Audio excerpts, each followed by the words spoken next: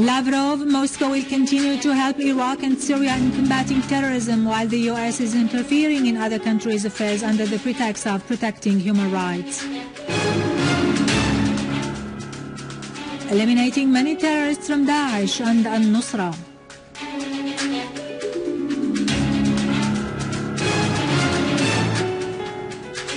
Minister of Economy and Foreign Trade, soon the productive banking loans will return, giving a priority for those who export more than 60% of their production.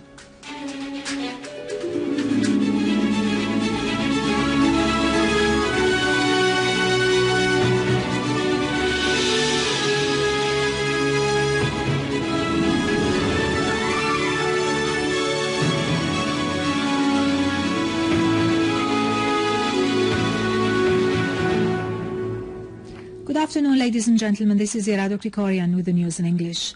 Syrian Arab army units carried out a series of operations against the terrorists, killing many of them and injuring others in eastern Ghouta and several other parts of Damascus countryside. A military source said that 5 terrorists were killed and their weapons were destroyed in a military operation east of Ain Tarma town. Another terrorist was killed at the roundabout of the high school in Harasta. Meanwhile, other operations in Jobar killed many terrorists and injured several others. In Homs countryside, Syrian Arab army units killed many terrorists and injured others in a number of towns and villages. Syrian Arab army units also foiled a terrorist attempt to infiltrate into a military post at Handour Dam, killing many terrorists. Syrian Arab army units targeted the terrorist gatherings and hideouts in Dar'a and its countryside, killing many terrorists and injured others.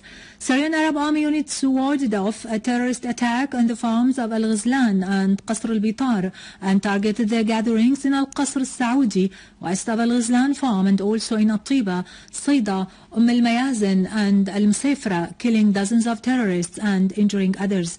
In Dar'a al-Balad, Syrian Arab army units eliminated a number of terrorists in the vicinity of the old customs and destroyed a warehouse for ammunition in Al-Hamadin neighborhood.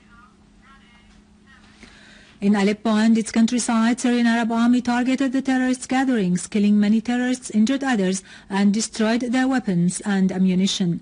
Syrian Arab army units pounded the terrorist gatherings in Az-Zirbe, Al-Wudayhi, Kafar Da'il, Bshantara, Khan al-Asal, Tal Qrah, the Heat Station, and the Sheikh Said, killing many terrorists and injuring others.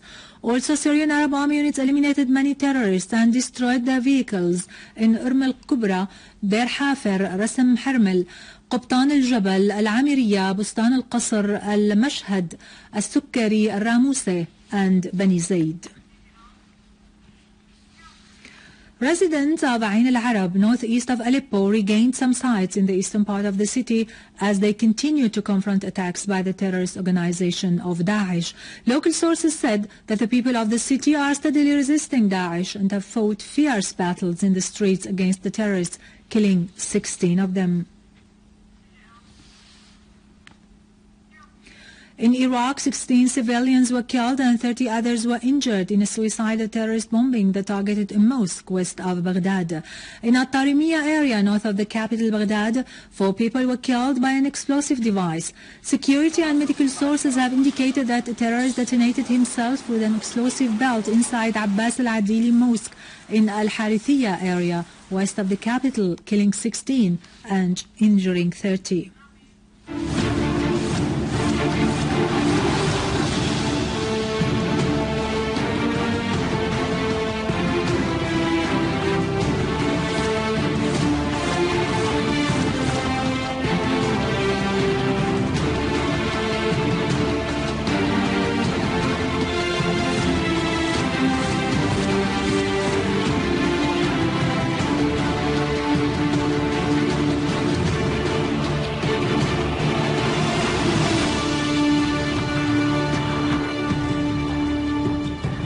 Welcome back. Russian Foreign Minister Sergei Lavrov said that the US-led coalition aiming at eliminating the terrorist organization ISIS had to be formed based on the UN resolution, adding that targeting ISIS inside the Syrian territory without the approval of the Syrian government is an act that violates the UN Charter. Lavrov added that the US and other Western governments have the intention to impose hegemony over the world by adopting a bilateral policy. He concluded by saying that the US and its allies adopt a policy that jeopardizes any peaceful solution for world's conflicts, and that they interfere in other countries' internal affairs on the pretext of preserving human rights. Iranian Foreign Minister Jawad Zarif and UN Special Envoy to Syria Staffan de Mistura stressed the need for reaching a political solution to the crisis in Syria. During a meeting in Tehran, the two sides referred to the danger of the terrorist organization of the Islamic State in Iraq and Syria and the outbreak of violence and terrorism in the region. The two sides also stressed the need for exerting efforts by the key players at the international and regional levels for reaching a political solution to the crisis on the basis of the facts in the Syrian arena. Member of the Israeli Knesset, Hanine Zabi, said that there is no difference whatsoever between the brutal practices of the terrorist organization of ISIS and those of the Israeli army, as they both target the civilians, pointing out that as some ISIS terrorists behead and kill one or two victims cold-bloodedly, Israeli jet fighters kill dozens by pushing one button.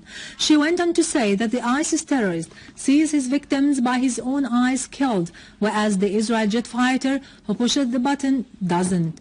She concluded by saying that the Israeli army comprises so many terrorists who outnumber those of the ISIS.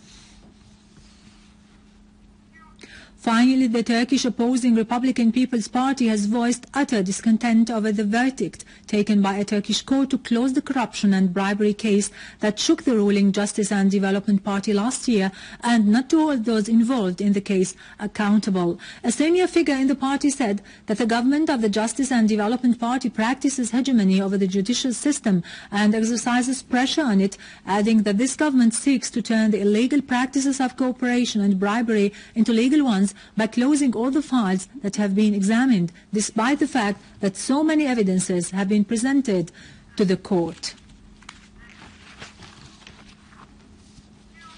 With this, we conclude our news for today. Thank you for watching. For more details about Syria and the region, and to view this bulletin again, you can always visit our website in English, syriaonline.sy. Now to latest business and market news with Vani Gunjan, but after a short break.